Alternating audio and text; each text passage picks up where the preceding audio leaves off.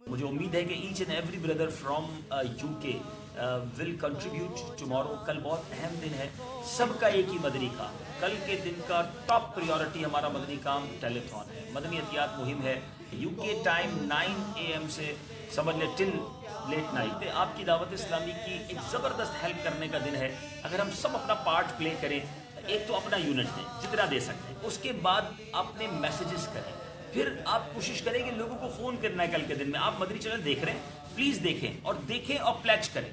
आप किसी के घर पे बैठ के उनको मदनी चैनल दिखाएं। ये भी हो सकता है अपने घर पे चाय पे कुछ लोगों को बुला लें, 5-6 इस्लामी भाइयों को जमा करके दिखा दें, इस्लामी बहनें अपनी फैमिली मेंबर्स को बिठा लें।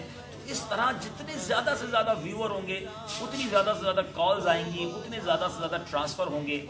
एक दिन की मेहनत है और अल्लाह ने चाहा बहुत बड़ा सवाब जारिया हो जाएगा। क्या पता हमारी कोशिश से कोई आलिम दीन बन गया, कोई हाफिज़ कुरान बन गया और वही हमारी मग़फ़िरत का ज़रिया बन गया। इससे बढ़कर कोई सआदत नहीं है। तो मैं उम्मीद करता हूँ कि यूके वाले ऑलवेज़, हाँ एक खुशखबरी भी दूंगा यूके वालों को और एक चैलेंज भी दूंगा।